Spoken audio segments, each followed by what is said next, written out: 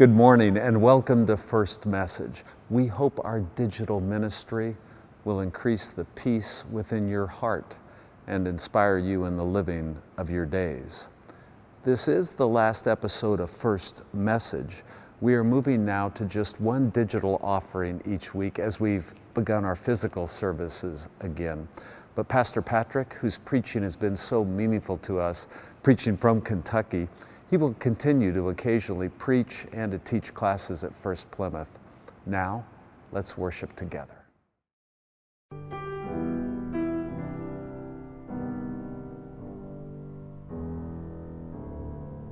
Well, it's daylight, and I rise,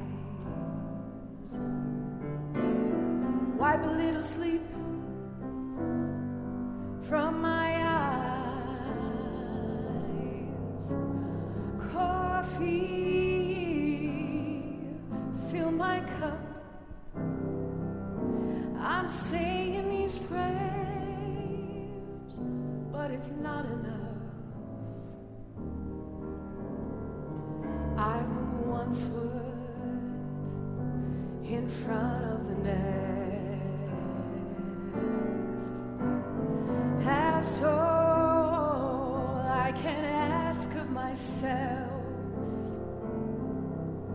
I'm wishing to be anyone else. I'm starting to crack. I'm breaking in half, or maybe in a million pieces. Then we'll put them back together, form them into something better. Better than before.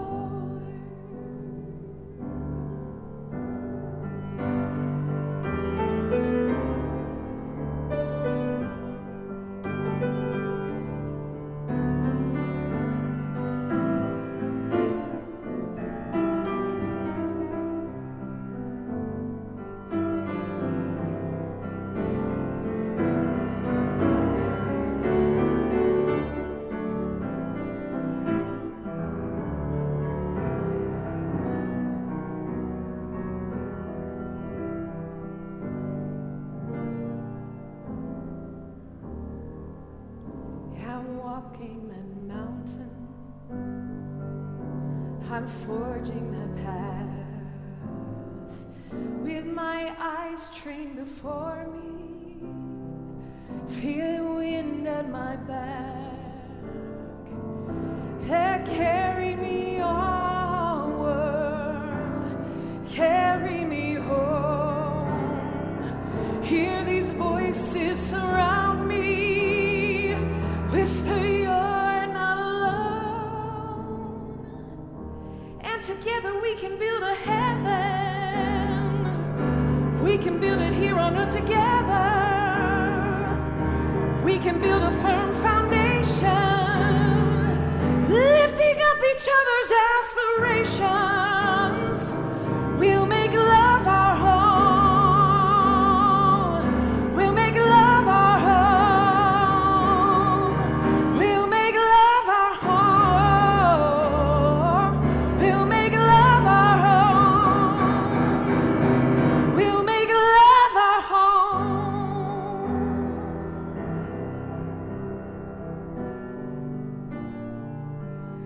We'll make love our home.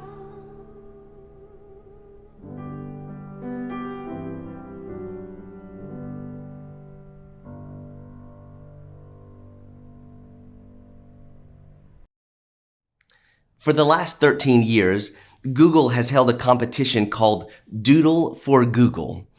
They give a prompt to kids K through 12 all across the country, and the kids are supposed to answer that prompt with a drawing that interprets their answer. And in the drawing, there is the word Google. And the winner of all these hundreds of thousands of kids that put forward a drawing, well, the winner has their artwork posted on the Google homepage for 24 hours. The winner gets $30,000 in scholarship money. Their school gets a technology package. Big deal. Well, this year's winner of the Doodle for Google competition was a rising senior named Milo Golding. He lives right here in Lexington, Kentucky, where I live. Big news around here. I watched his interview on the Today Show and have been reading about him and his art piece. And, well, his story has so touched me, I want to share it with you this morning. The Doodle for Google contest for this past year had this prompt: I am strong because. Well, Milo's answer to that prompt was, I am strong because I have hope. And as I was listening to Milo's interview, he said that he was inspired to answer the prompt in this way because of a conversation he had with his father. His father is an immigrant from Jamaica. His mother is an immigrant from China. And they lived in a rural part of eastern Kentucky. And Milo was recalling a conversation with his dad in which he asked his dad, Dad, how have you overcome life's obstacles to become the person you wanted to be? And Milo said his dad's answer was, hope. I can keep going because of hope. And Milo says that's become his motto ever since, especially after his father suddenly passed away of a heart attack when Milo was only 13 years old. And so Milo was thinking about his father when he responded to this competition. I am strong because I have hope. I want to share with you his doodle that was on the Google homepage this past Tuesday. You'll notice that the uppercase G, it's blue and green, and Milo says that this represents the world.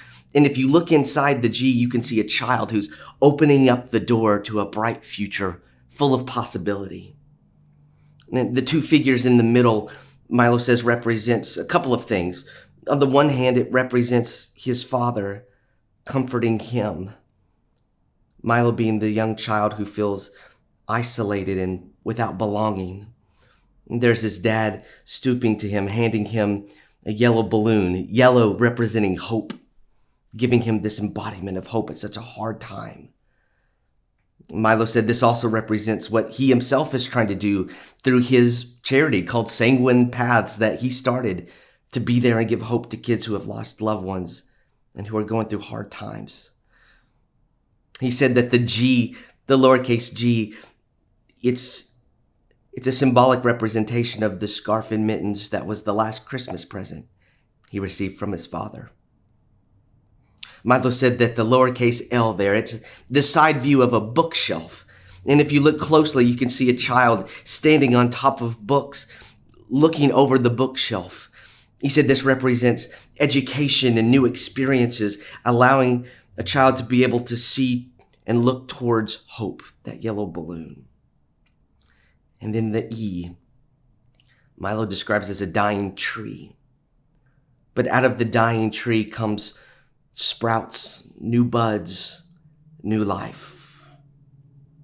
And then Milo describes the background. If you look closely, you can see roller coaster tracks and little monsters that are all throughout in the background. Milo said this represents the uncertainties and the trials of life that are always there, and yet still, in the presence of all that's going on in the background, hope is always there. On the Today Show, he said that no matter what happens in our lives, hope is always there, and it's our job to find that hope so that we can keep going. Milo is a heck of a preacher, if you ask me. I know he wants to be a doctor, but he's a heck of an artist and someone who's really preached the gospel to me.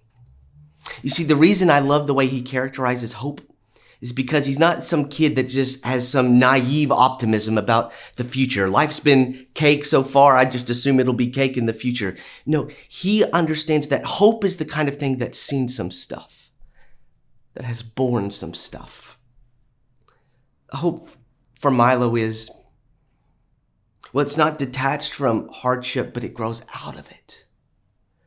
It's this conviction that things can be better, and I can be a part of making it better, not just for myself, but for others. Oh, I think that is a powerful and accurate portrayal of what hope truly is. So I've been thinking about his question, about his prompt, his commission to us. Hope is always there. It's our job to find it. So I've been thinking to myself, well, where do I find hope? Where do I find hope to keep going? As I look at the background of his depiction with all the roller coasters and the monsters, I've been thinking about the past 15 months or so. The pandemic with so much loss of life, I still even now can't fully absorb it. Not only the loss of life in this country, but globally. And the fact that it's still ongoing, even though psychologically all of us want to turn the page. I see the pandemic in the background of his drawing. I see all of the petty fights about masks and politicizing just ways to care for each other. I see in the background in the turbulence of the roller coasters, I see the video of watching a police officer murder George Floyd in broad daylight. I see all of the protests that were unleashed to say together that Black Lives Matter and the kind of violence it was met with and in the conversations and struggles that are still unfolding all around with state governors and legislatures and denominational bodies saying, we don't want critical race theory in our curriculum. We don't want it in the mouths of our teachers or in the minds of our kids, as if, I guess, they prefer the uncritical race theory, which is just swallowing white supremacy without giving it a thought. I see in the background of Milo's picture, on top of this angst and these demonstrations about the racial hierarchy in America, and on top of the pandemic, I see the way our democracy was severely tested in the insurrection on January 6th and all of the tests our democracy endured in the weeks leading up to it. There's so much turbulence. I mean, I think about in the turbulence just the kind of isolation I felt when I couldn't get out and be in a sanctuary with people. I think about our family's transition, moving to another state, and just all the uncertainties of just everything that people experience in life that's hard. All that in the background, I think about Milo's conviction that it's our job in the midst of all of it to find hope. Because hope is always there. Where do I find hope? Yeah, I want to read for you a little piece of the very end of the book of Isaiah. Because I can kind of see Milo's doodle in the end of Isaiah. In the background, there is all of this chaos and struggle. The people who were once in exile have been able to come home to Jerusalem to try to rebuild. And I think so many of them had the promises of Jeremiah and other earlier iterations of Isaiah and other prophets that said, once this return happens and the rebuilding begins, then God's dream can finally be realized for the world. This is the turning point. And by the time we get to Isaiah 66, the new temple is built. A new city is sort of restored. And yet this resurgence of Jerusalem is caught in the tug of war of geopolitics of the time. And basically the whole project seems like a big dumpster fire. And so Isaiah 66 quotes people who are saying, you're still holding on to God's promises? That something can actually be better in this world? Like, you are a fool. Let go. Let go of that childishness. And Isaiah says, don't give in to those who mock hope. Don't give in to those who say, look around you. What evidence is there for God being present and at work? The prophet in Isaiah 66 says, God is still very much in the world. God hasn't abandoned us. God hasn't abandoned Jerusalem. God hasn't abandoned the world. God hasn't abandoned God's dream for the world. It's happening. And the mockers are like, really? How? Like, how is God doing anything? And the prophet responds that God's like a midwife, like a doula who's there with us as we are trying in the birth pains to deliver something good and beautiful into the world. And then the prophet goes on to say that God is like a mother. Chapter 66, verse 13. As a mother comforts her child, so I will comfort you. You shall be comforted in Jerusalem. The prophet says, I have hope because God is still active in this world. God hasn't given up on me, hasn't given up on you. God is still doing things. That should give us hope. And when the haters are saying, oh yeah, how? How is God present in the world? And the prophet says, well, God's there right as we're trying to deliver something good into the world, to bring it to birth. That God is like a mother that doesn't necessarily prevent all tears from coming, but when the tears do, God's like a mother that brings us in tight and holds us as a refuge, a place of comfort and strength. That's how God is at work in the world. And so long as that is the case, then something powerful is in the works. Something incredible, transformative, something holy is happening. So why do I have hope going into the second half of 2021? Like Isaiah, I believe with all of my heart and soul that God's at work in this world. Even amidst all the chaos, God's at work in this world. And if you were to say, well, how's that? I'm going to let this book answer the question. It's a book called What is God Like? It's written by the late Rachel Held Evans, who died in 2019 and then finished by a family friend who's a children's book author. If you want one of these, you can't find them in Lexington because I bought them all. I've been giving them to my kids, my nieces and nephews, but I would recommend it for yourself, for any adult or youth or kid in your life. There's a lot of hope to be found in here. Why do I have hope in 2021? Because God is present in the world. How? Well, God is like a shepherd, brave and good, a protector who loves her sheep so much that she watches over all of them and knows each of their names by heart. God is like a fort, strong and secure, with walls that are mighty and safe.